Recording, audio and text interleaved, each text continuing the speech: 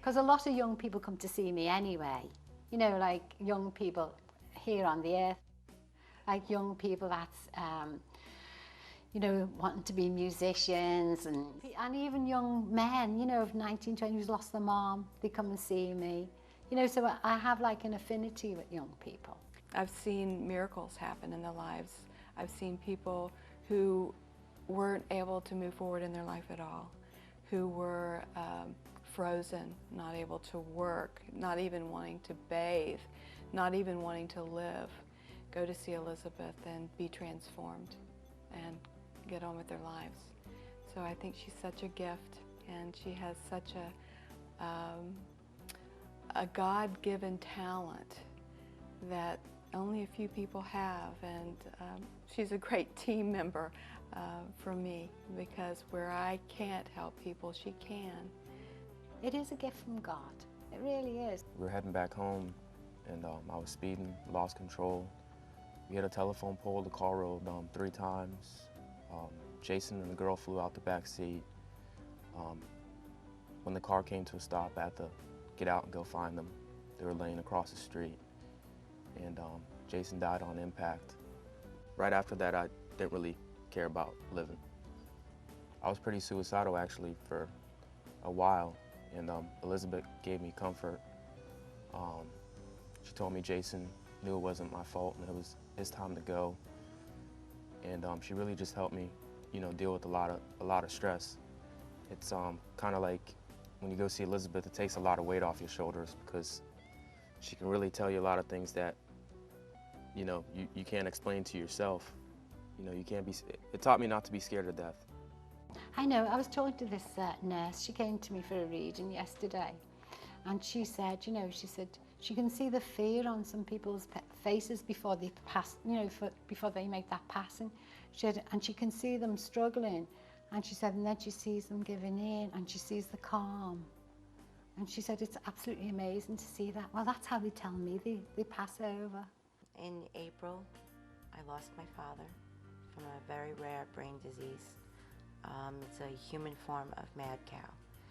And I was grieving very, very bad. And in my office, well, down the hall from my office, there's a salon. And it's Sal and Terry, very good friends of mine. And one day Sal came into my office and he said, Kathy, he said, you know, my wife went to a psychic, her name is Elizabeth, because they had lost their niece Shannon in a car accident. And he said, I'd really like to get you the number, and maybe you call, maybe it'll help you out a little bit. And I said, okay. I didn't know what to expect, but I figured, what the heck? If I get a good reading out of it, it's great. If I don't, whatever. And the first thing I did was ask to hold her hands. I'm a Christian, and I just thought maybe she'd pick up on that. And like a lot of Christian people think it's not right and demonic and all that. And when I held her hands, I felt a very warm feeling and peace. When I started the hospice work, I was starting to go into the spirit world, more so than anything else. And that started me going into my spiritualist circle, reading up. I didn't want to be a psychic or a medium that was like negative. I wanted to use this gift that I have in a positive way. So that's why I did the deep communication courses, I did the S training, 60 hours of looking into being a human being, you know, all. And then I went as a helper. So I've done all kinds in order to make me strong. She said to me that one of my brothers had passed away, which is true. His name was Dennis, and he died from brain cancer in 1999. She said, I see tile around his feet, okay? And then she says it again, but she says, I see many tiles around him. She said, what does that mean? I said, he was a tile man. I said, okay. And in my mind, I'm like, wow, you know, but I'm just staying calm. And she said, okay. And her face is really close to me. And she goes, who's Mary? She didn't go through like, who's M, Margaret, Maria, but she said, who's Mary? In a very low voice. I said, my sister. And who's David? I said, my brother. And she said, what's different about David? And I thought for a moment, and David was adopted. He's 39 years old now. We adopted him when he was an infant. So that really was wild, you know. She said, I see your mom. She said, no, I see two moms. And my stepmother and my mom are both alive. She said, one lives in New York. And she says, no, on the island. I said, yes. And she, okay, let me think a minute, told me that my father was handing a rose to her from my mom in New York. I hope my stepmother doesn't hear this. Okay, that was beautiful. I thought it was awesome. Sometimes it'll come over me when I'm not expecting it, but that's not very often. And one time that happened to me, the phone went and it was late at night and I thought, who the heck's this? Because people have to ring me of a day. And anyway, it was this woman's voice. And as soon as I said hello, she went, is that Elizabeth?